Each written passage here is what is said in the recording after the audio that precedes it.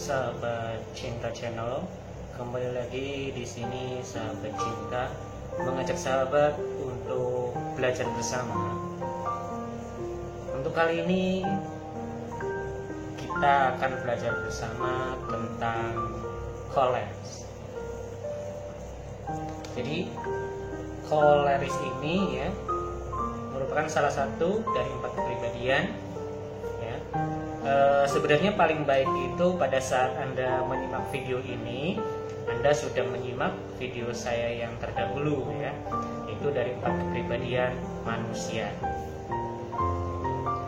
Dari 4 kepribadian manusia itu sudah ada pemeta-pemetanya, yaitu ada yang introvert, ada yang extrovert, ada yang feeling, dan ada yang thinking.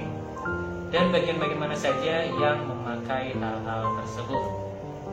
Nah, kali ini kita akan membahas salah satu kepribadian, yaitu koleris. Koleris ini dijuluki juga si kuat.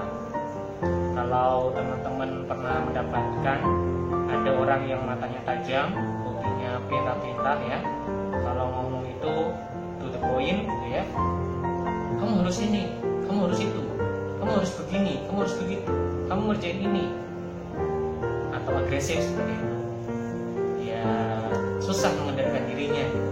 Nah, maka Anda sedang berhadapan dengan orang yang diindikasikan itu adalah orang yang koleris. Kenapa masih diindikasikan? Karena menurut buku Personality Plus itu ada campuran-campurannya lagi. Jadi dia tidak murni ya. Ada yang murni dan ada yang tidak murni. Yang tidak murni banyak banget, ada campuran alaminya gitu. Ada campuran pelengkapnya, ada campuran berlawanan. Nah, kalau campuran alami ini ya sama-sama ekstrovert, yaitu koleris sama sanguin, atau sama-sama introvert, berarti melankolis dan pragmatis. Keduanya adalah campuran pelengkap, mungkin koleris sama melankolis, atau sanguin sama pragmatis.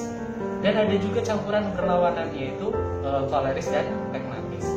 Nah, orang-orang koleris ini ya sahabatku, itu orangnya nggak mau tahu. Kalau dari segi pekerjaan, orangnya ini tidak peka, orangnya ini mau menang sendiri seperti itu. Orangnya ini jarang minta tolong sama orang lain seperti itu. Dia bisa melakukannya sendiri. Namun orang koleris ini banyak sisi kelebihannya, yaitu dia sangat gemar tantangan, dia orangnya dinamis, dia ingin selalu tumbuh dan berubah, dan dia sangat pandai memimpin.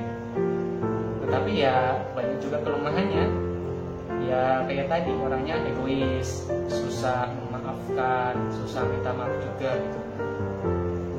Nah, tipe koleris ini sangat vokal dan sangat suka kontroversi, suka bikin masalah. Apakah kepribadian ini bisa dirubah atau tidak? Jadi otomatis dalam kita mempelajari kepribadian, dalam kita mengetahui kepribadiannya ya, maka yang pertama adalah kita mengetahui dulu kelebihannya dan kita mengetahui kelemahannya. Nah, setelah itu sahabat, kita mengetahui kelemahan ini, maka kita minimalisasi dengan belajar. Bagaimana caranya menjadi seorang koleris yang terdidik, koleris yang baik, koleris yang lebih sabar, koleris yang mengayomi gitu. Kenapa?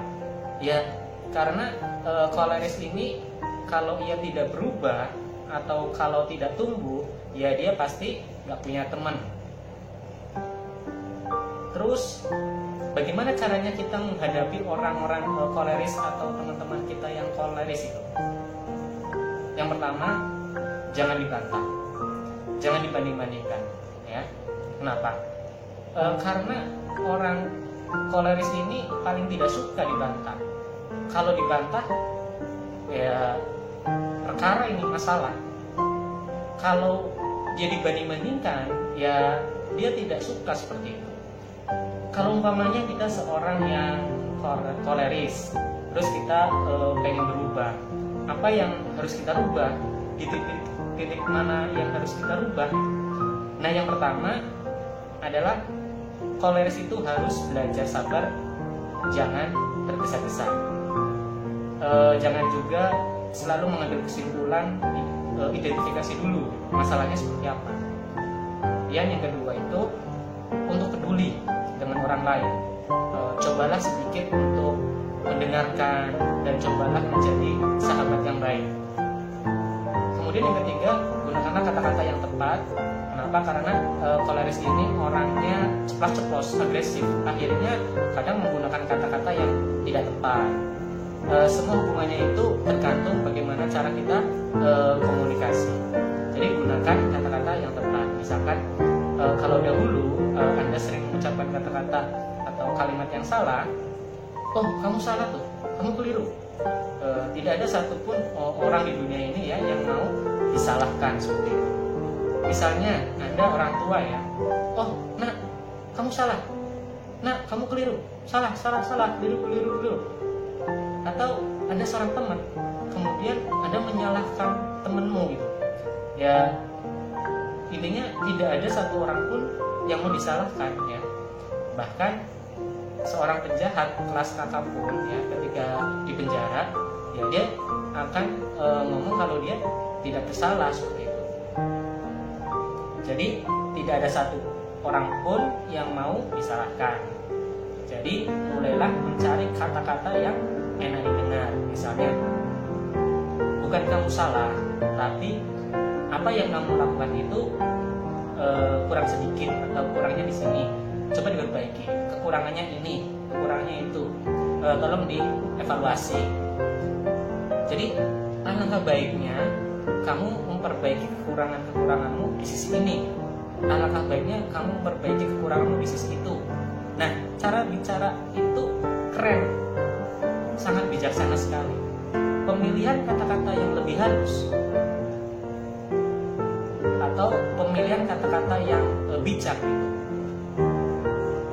Ada 3 kata-kata yang di dunia ini ya, orang sangat menyukainya.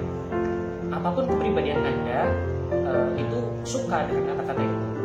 Yang pertama adalah kata maaf, kemudian kata tolong, dan yang ketiga kata terima kasih.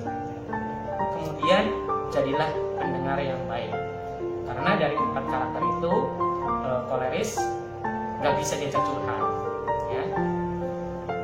Terus contohnya gini, Anda curhat sama orang koleris masalah pacar Anda yang lagi bermasalah, maka orang koleris akan mengatakan ya sudah, putusin aja. Kenapa? Karena orang koleris ini orangnya strict gitu, keras. Maka Anda tidak akan mendapatkan solusi. Maka mulailah jadi seorang pendengar yang baik. Itulah sedikit cerita hari ini, kupasan materi untuk koleris. Ya ini hanya sekilas ya, kupasan tentang koleris. Maka dari itu Plekmatis harus lebih belajar ya untuk memimpin. Kemudian koleris ini harus lebih belajar sabar ya. Sanguin harus lebih belajar disiplin. Melankolis harus lebih belajar sedikit lebih luas ya. Dan Plekmatis harus lebih belajar memimpin gitu. Nah, sahabatku, kepribadian adalah cermin kehidupan kita. Kalau kita bisa mengontrol kepribadian kita, insya Allah kita akan sukses. Bukan saja sukses di dunia karir, tapi kita sukses juga membangun hubungan dengan orang lain. Mungkin itu dulu ya, belajar bersama kita kali ini. Kalau ada salah-salah kata, mohon maaf. Terima kasih. Jangan lupa di subscribe, kemudian klik tombol channelnya ya. Kemudian silakan di share ke media sosial Anda. Oke, terima kasih. Sampai jumpa di belajar bersama berikutnya. See you.